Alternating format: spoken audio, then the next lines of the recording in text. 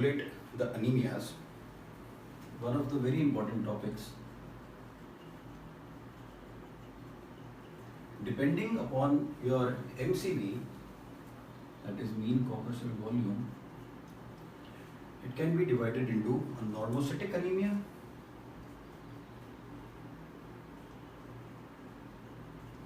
a microcytic anemia, or a macrocytic anemia.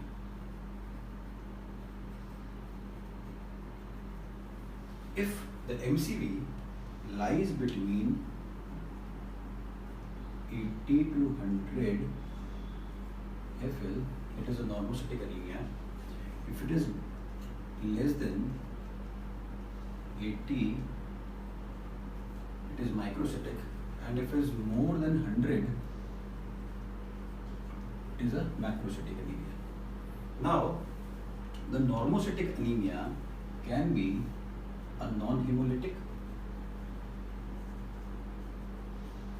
or hemolytic.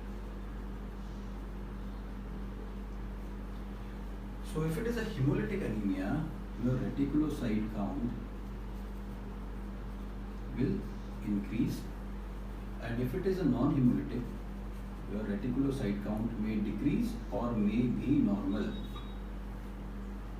Macrocytic anemia, on the other hand, can be divided into two, that is megaloblastic and non-megaloblastic. What is a megaloblastic anemia? How to differentiate between a megaloblastic and a non-megaloblastic?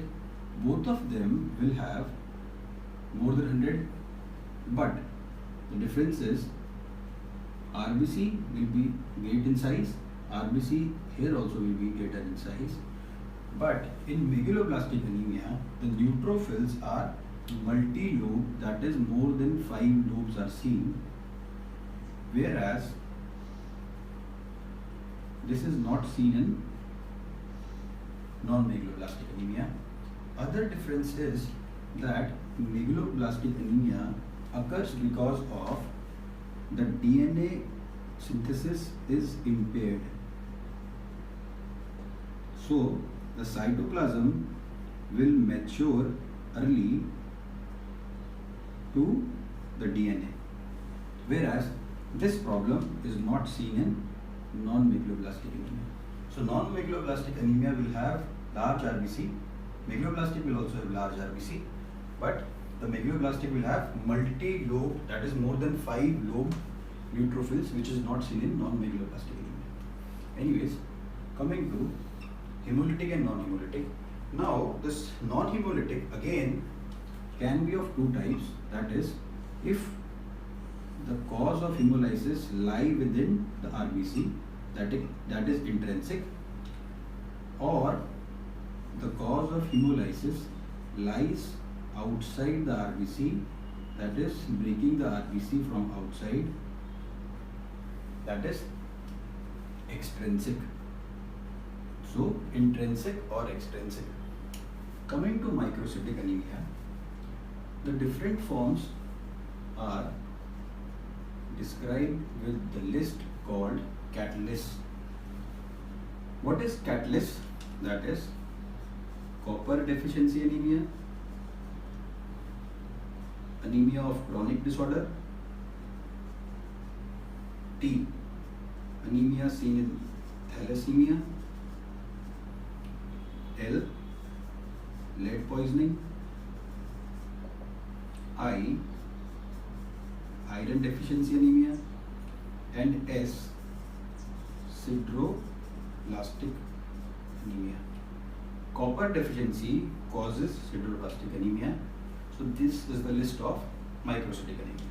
Now, non-hemolytic anemia can be listed as Chi, K-A-A-I.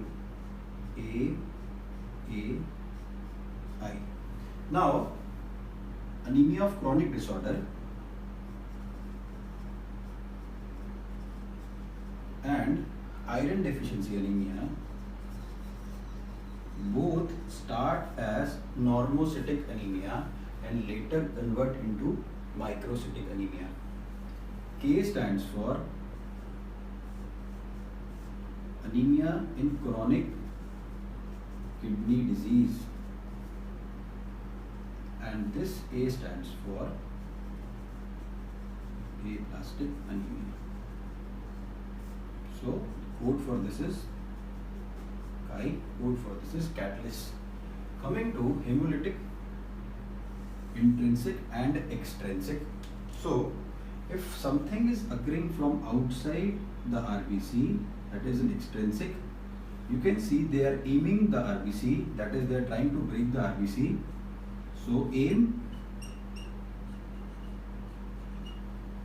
that is code is, that is different forms are autoimmune because of infections,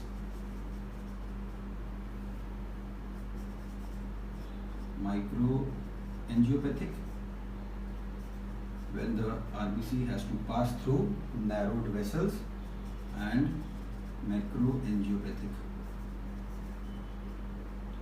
in case of prosthetic valves.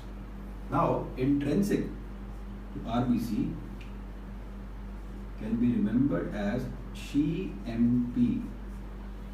What is CMP?